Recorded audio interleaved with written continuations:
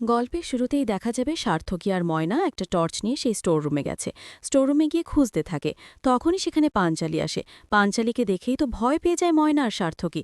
এরপর পাঞ্চালিকে বলছে, কি তুই এখানে? এরপর পাঞ্চালি বলছে, আমি না হয় এখানে তোদের দেখে এসছি, কিন্তু তোরা তোরা এখানে কি করতে এসছি? এসে এত রাত্রিবেলা তোদের এখানে কি কাজ? এরপর সার্থকী বলছে, আমাদের এখানে কাজ আছে, আমরা একটু খুঁজতে এসছি। এরপর পাঞ্চালি বলছে, কি খুঁজতে এসছি সে? সার্থকী বলছে, বলছি, তোকে বলবো কেন? এই কথা বলে ময়নাকে নিয়ে সেখান থেকে চলে যায়। এদিকে পাঞ্চালি ভাবতে থাকে ওরা কেন এখানে এসছিল, তাও আবার এত রাত্রিবেলা। এদিকে দেখা যাবে সকালবেলা সার্থকী রেগে গিয়ে পাঞ্চালিকে বলছে, ওই মেয়েটাকে জিজ্ঞেস কর, জঙ্গলের ওই মেয়েটা সবকিছু জানে, দেখবি মা কোথায় গেছে ওই বলে দিতে পারবে। কি হলো পাঞ্চালি, চুপ করে আছিস কেন? যা, দেখছিস না ওই মেয়েটা কাজ করে যাচ্ছে, শুনেও কিছু বলছে না। এরপর পাঞ্চালি বলছে, তুই একটু চুপ করবি? এরপর সার্থকী বলছে, আমাকে চুপ করে থাকতে বললে কি সব সমাধান হবে নাকি? এই মেয়েটা সবকিছু জানে। আর এই যে বাবার তো অধিকার আছে নাকি মা কোথায় গেছে জানার? অধিকার তো বাবার আছে। এই মানুষটা এই বয়সে এসে মায়ের জন্য চিন্তা করে মরছে, এসব কি আমার ভাল লাগছে নাকি? এরপর দেখা যাবে সত্যজিৎও সেখানে আসে। এরপর সার্থকী বলছে, ওই তো এলো। তা বলি কি সত্যজিৎ, মা যে কোথায় গেছে তুমি নিশ্চয়ই জানো, বলে দাও, দেখো না বাবার কি অবস্থা। এরপর সত্যজিৎ বলছে, মেজদা ভাই, আমি সত্যিই জানি না মাম কোথায় গেছে। এদিকে দেখা যাবে পাঞ্চালি রেগে যায়। পাঞ্চালি রেগে গিয়ে রাঙাকে বলছে, রাঙা, কতক্ষণ যাবৎ ভাইয়া তোকে জিজ্ঞেস করছে, তুই কোনো কথাই বলছিস না? এদিকে আয় তো, আমাকে বল মা কোথায় গেছে। ভাইয়া যে এতক্ষণ ধরে জিজ্ঞেস করছে, তুই কোনো উত্তরই দিচ্ছিস না, কাজ করেই যাচ্ছিস। এরপর সার্থকী এসে বলছে, ও কি বলবে নাকি আমাদের? ও যদি বলতোই তাহলে এত নাটক করতো না। কি হলো বল। এরপর দেখা যাবে সত্যজিতের দিকে তাকাতে সত্যজিৎ বলতে বারণ করে। এরপর রাঙা বলছে, আমি সত্যিই জানি না রে, সত্যিই জানি না মা কোথায় গেছে। এরপর ময়না সেখানে আসে। ময়না এসে বলতে থাকে, এত মিথ্যে কথা কেন বলছিস? কাল রাত্রিবেলা তো তুই মায়ের সাথে দেখা করেছিস, মা তো বলেছে মা যাবে, তারপর তোকে ফোন করলে তুই চলে যাবি। তখনই সেখানে একলব্য আসে। একলব্য এসে বলছে, তার মানে 2-3 দিন পরে রাঙামতিও হাওয়া হয়ে যাবে, তাই তো রাঙামতি? এ কথা বলতেই অবাক হয়ে যায় রাঙা। ওইদিকে দেখা যাবে পাঞ্চালি বলছে, খুব চিন্তা হচ্ছে মা কোথায় গেছে। এরপর নবারণ রেগে যায়। রেগে গিয়ে বলছে, তোরা একটু থামবি? এত যে মামা করছিস কেন করছিস? তোদের মা কি তোদের কথা একটিবারের জন্য চিন্তা করে গেছে? চিন্তা করেনি তো? তাহলে ওর কথা একটিবারের জন্য বলবি না, ওর কথা ভুলে যা। এই কথা বলে নবারণ উঠে চলে যাবে। এরপর রাঙাকে বলছে, রাঙা একটু এদিকে আয় তো। এরপর রাঙা নবারণের কাছে যেতেই বলছে, তোরা একদম ভালো করছিস না, ভালো করছিস না এসব। এই কথা বলেই নবারণ সেখান থেকে চলে যায়। আর এদিকে রাঙাও কষ্ট পেতে থাকে। এরপর একলব্য রাঙাকে বলছে, শোনো রাঙামতি, তোমরা যা শুরু করেছো তা কিন্তু বেশি দিন টিকাতে পারবে না। এই কথা বলে একলব্য চলে যাবে। সত্যজিৎ বলছে, একলব্য, তোমার সাথে আমার কথা আছে, চলো। এই কথা বলে একলব্যকে নিয়ে চলে যায় সত্যজিৎ। দেখা যাবে সার্থকী পাঞ্চালিকে বলছে, কি পাঞ্চালি, খুব কষ্ট হচ্ছে না রে? ওই জঙ্গলের মেয়েটা তোর মায়ের সম্পর্কে সব কিছু জানে, যত ঘোর পাকানো ওই মেয়েটাকে নিয়েই পাকাচ্ছে, তোকে কিছুই বলছে না। খুব কষ্ট হচ্ছে না রে পাঞ্চালি? কি হলো, কিছুই বলছিস না কেন? এদিকে পাঞ্চালি কেঁদে যাচ্ছে। এদিকে রাঙার দিকে তাকাতে রাঙাও চলে যায় অপরে। এদিকে সার্থকী এসব কিছু দেখে বলছে, এখন চোখের জল ফেলা হচ্ছে, বাদর মেয়ে একটা, কথাই বলছে রাঙাকে। এদিকে দেখা যাবে সত্যজিৎ একলব্যকে নিয়ে একলব্যের ঘরে যায়। এরপর একলব্যকে বলছে, সে তোমাকে এখানে কেন এনেছি জানো তো? কারণ ইনায়া কিন্তু ঘোট পাকানোর চেষ্টা করবে, তোমাকে ফাঁসানোর চেষ্টা করবে। এরপর একলব্য বলছে, আমাকে ফাঁসা? আসলে তোমাদের কি আমাকে ফাঁসাক, আমি ফাঁসতে চাই। যেখানে রাঙামতি আর মা এত কিছু লোক আছে আমার কাছ থেকে, সেখানে আমি ফেসে গেলেও ওদের কিচ্ছু যায় আসে না। আমিও চাই এই জীবন থেকে মুক্তি। এ কথা বলতেই দেখা যাবে সত্যজিৎ বলছে, শোনো, রাগের বশে এমন কিছু বলো না। আর শোনো, এনায়া কালকে রাত্রেবেলা মাথা ঘুরে পড়ে গেছে, ওকে হসপিটালে ভর্তি করা হয়েছে, আর রিপোর্ট আজকেই চলে আসবে। তখনই সেখানে চলে আসে রাঙা। এরপর বলছে, রিপোর্ট চলে এসেছে। রাঙাকে দেখে অবাক হয়ে যায় একলব্য। এরপর সত্যজিৎ বলছে, রাঙা, তুমি জানো কি এসেছে রিপোর্টে? এরপর রাঙা বলছে, হ্যাঁ, এনায়া প্রেগনেন্ট, আর সেই বাচ্চাটাও নাকি উড়ান বাবুর। এই কথা বলতেই অবাক হয়ে যায় সত্যজিৎ আর একলব্য। তখনই সেখানে চলে আসে সার্থকী আর ময়না। এসে বলছে, ছি ছি ছি, এগুলো কি হচ্ছে, কি এসব? কি বলছিস কি তুই রাঙা? একলব্যের বাচ্চা, তাও আবার এনায়ার গর্ভে, এনায়া প্রেগনেন্ট? এই কথা বলতেই দেখা যাবে একলব্য ভীষণ ভেঙে পড়ে। এরপর সত্যজিৎ বলছে, একলব্য, তুমি ভেঙে পড়ো না, আমরা আছি তোমার পাশে। আর এই সব কিছুর যে ষড়যন্ত্র, সেটা কিন্তু আমরা খুব ভালো করেই জানি। ওদিকে ময়না চিৎকার চেঁচামেচি করতে থাকে। তখনই সেখানে পাঞ্চালি আর অঙ্কুরও চলে আসে। এদিকে ময়না বলছে, তার মানে ওই যে ওরা যে মিশনে গিয়েছিল প্লেন নিয়ে, তাহলে ওখানেও এসব কিছু হয়েছে? ছি ছি ছি, এখন মুখ দেখাবো কি করে? বাইরে পাঞ্চালি বলছে, কি হয়েছে মিজ বৌদি, বলবে তো নাকি? এদিকে দেখা যাবে একলব্য ভীষণ ভেঙে পড়ে, আর রাঙাও একলব্যের দিকে তাকিয়ে আছে। ওদিকে দেখা যাবে ওপরে চিৎকার চেঁচামেচি দেখে বৃন্দা বলছে, কি হলো ব্যাপারটা? ময়না এভাবে চিৎকার করে কি বলছে? কে প্রেগনেন্ট? এই কথা বলতেই ময়নাকে ডাকতে ময়না নিচে চলে আসে। বৃন্দা বলছে, কি হয়েছে রে ময়না ওপরে? এরপর ময়না বলছে, আরে একলব্য বাবা হবে। আর তখনই সেখানে সভ্য আসে। সভ্য এসে একলব্য বাবা হবে শুনে ভীষণ খুশি হয়। ওদিকে বৃন্দা বলছে, কি বলছিস কি তুই এসব? ওইদিকে সভ্য খুশি হয়ে বলছে, কি বললে তুমি ময়না? আমাদের একলব্য, আমার ভাই একলব্য বাবা হবে? তার মানে তোর রাঙা মা হবে? এসব কথা বলতে ওদিকে বৃন্দা বলছে, ময়না, সবকিছু খুলে বল। তার মানে এত চিৎকার চেঁচামেচি কেন হচ্ছে? কিছুই তো বুঝতে পারছি না। এরপর ময়না বলছে, রাঙা মা হলে তো ঝামেলা মিটেই যেত, আর কোনো কথাই হতো না। কিন্তু একলব্যের বাচ্চা তো অন্য কারো গর্ভে। এ কথা শুনেই তো ভীষণ অবাক হয়ে যায় সবাই।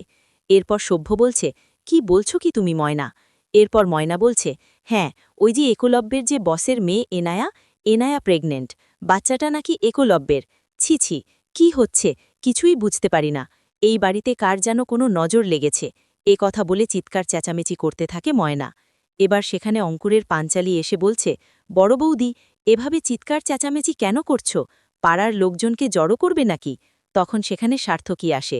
সার্থকী এসে বলছে, শোনো অঙ্কুর, পাড়ার লোকজন না এমনিতেই জানবে, ময়নার চিৎকার চেঁচামেচি করতে হবে না।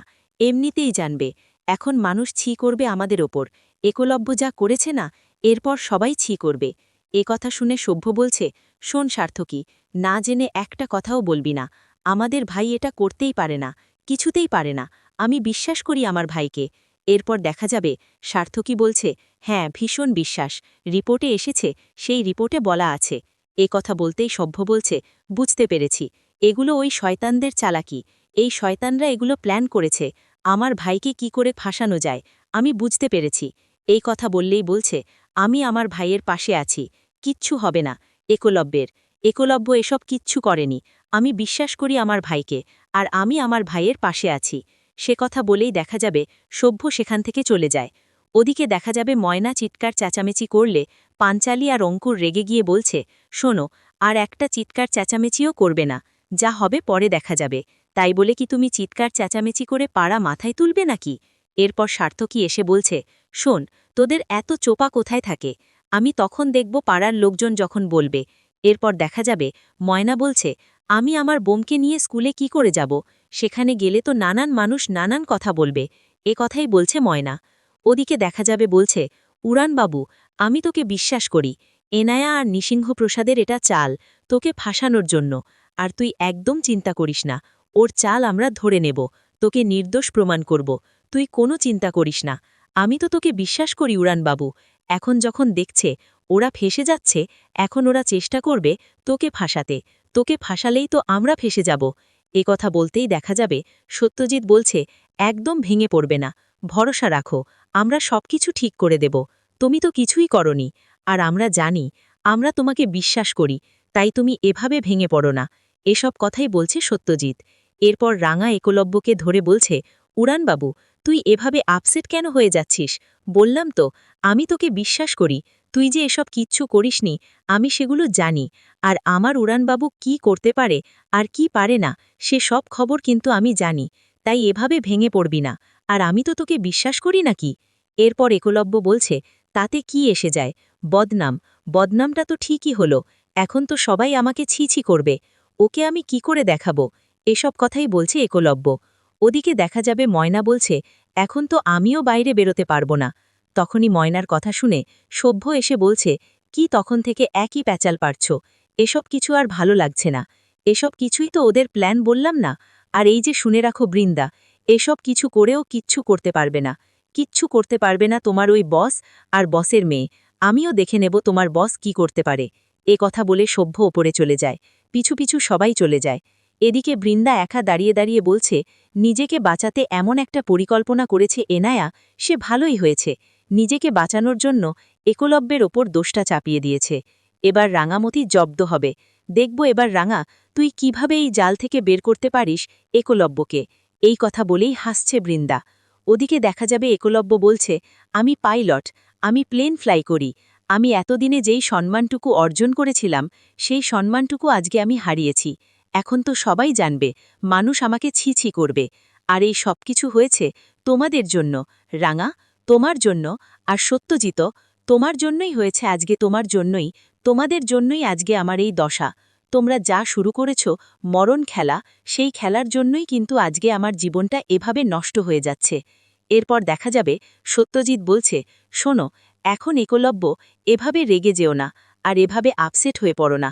এগুলো সব ঠিক হয়ে যাবে, তোমার নামে কেস ফাইল হয়েছে। এ কথা বলতে একলব্য বলছে, ও আচ্ছা, তার মানে তো এখন আমাকে অ্যারেস্ট করতে পুলিশ আসবে। তার থেকে বরং ভালো, সত্যজিৎ দা, তুমি আমাকে অ্যারেস্ট করো। তুমি আমাকে অ্যারেস্ট করে নিয়ে যাও, বাড়িতে আর কষ্ট করে পুলিশ আসতে হবে না। এ কথা শুনে দেখা যাবে রাঙা অবাক হয়ে যায়, আর সত্যজিৎও অবাক হয়ে যায়। তখনই সেখানে সভ্য আসে, পাঞ্চালী আর অঙ্কুরও সেখানে আছে। এরপর সভ্য বলছে, কি বলছিস কি তুই ভাই, তোকে অ্যারেস্ট করবে মানে? এরপর পাঞ্চালী এসে বলছে, তোর কি মাথা খারাপ হয়ে গেছে? কি বলছিস কি তুই?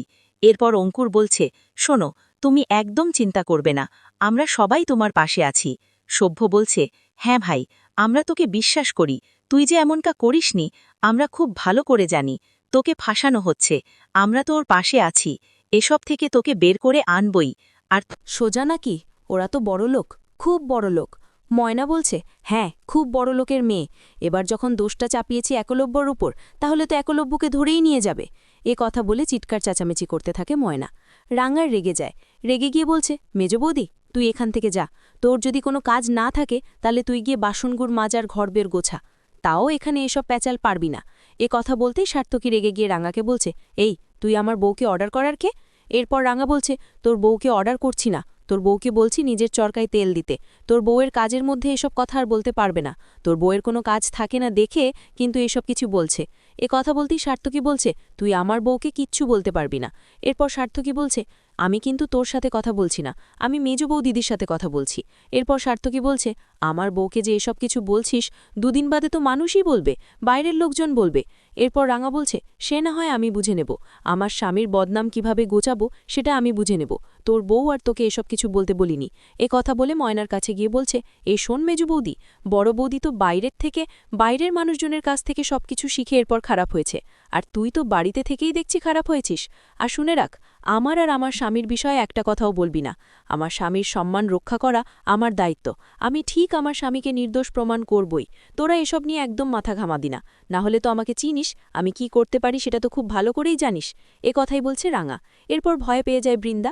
এদিকে রাঙা বলছে, শোন সত্যজিৎ স্যার, আর এক্ষুনি আমাদের যেতে হবে। ওরা যে চালটা চেলেছে আমরা উল্টো চালটা চালব, ওরা পার পেয়ে যাবে না এসব কিছু করে। ওদের মুখ থেকে তো সত্যি কথাটা বের করবই। চল সত্যজিৎ স্যার। কথা বলে সত্যজিৎ আর রাঙা সেখান থেকে চলে যায়। এদিকে দেখা যাবে ইনায়া বেডে শুয়ে আছে, আর তখনই সেখানে রাঙা আর সত্যজিৎ আসে। রাঙাকে দেখতে পায় ইনায়া শুয়ে আছে, আর তখন ডাক্তারবাবুকে দেখে ডাক্তারবাবুর সাথে কথা বলছে সত্যজিৎ আর রাঙা। এরপর ডাক্তারবাবু বলছে, এই রিপোর্টটা একদমই অরিজিনাল, এই রিপোর্টে কোনো ভুল নেই। তবে ওনার কথা শুনে কিন্তু আমরা বাচ্চার বাবাকে বলেছি, এই বাচ্চার বাবাকে সেই কথা কিন্তু আমরা জানিয়েছি আপনাদের, ওনার কথা শুনেই। শুনুন, সব টেস্ট কিন্তু করা শেষ, আর সব রিপোর্টও চলে এসেছে, আর রিপোর্টগুলো আপনারা একবার দেখে নিতে পারেন। এ কথা বলে রিপোর্টগুলো হাতে দিয়ে সেখান থেকে চলে যায় ডাক্তার। এদিকে দেখা যাবে রাঙা এনায়ের কাছে এসে বলছে, তুই যে এই গেম প্ল্যানটা সাজিয়েছিস, তোর গেম কিন্তু কাজে দেবে না। তবে তোর কাছে একটাই কথা, এই বাচ্চার আসল বাপকে তুই যদি সত্যি কথা না বলিস, তাহলে কিন্তু তোর ওপর বড় একটা আঘাত আনতে পারি। আর এসব কিছু প্রমাণ করতে বেশি সময় লাগবে না, ডিএনএ টেস্ট করলেই কিন্তু বাচ্চার আসল বাবাকে সেটা প্রমাণ হয়ে যাবে। এ কথাই বলছে রাঙা। রাঙার কথা শুনে হাসছে ইনায়া। এরপর রাঙা বলছে, কি হলো, চুপ করে কেন আছিস, বল সত্যিটা। এরপর রাঙার দিকে তাকিয়ে আছে ইনায়া। এদিকে সত্যজিৎ বলছে, রাঙা ছেড়ে দাও, যদি সত্যি কথাই বলতো তাহলে এই মিথ্যে গেম প্ল্যানটা সাজাতো না। এরপর রাঙা বলছে, হ্যাঁ সত্যজিৎ, তুই একদম ঠিক কথাই বলছিস, তবে ইনায়া, তোকে আমি বললাম, তোর এই মিথ্যে নাটকটা আমি সবার সামনে নিয়ে আসব।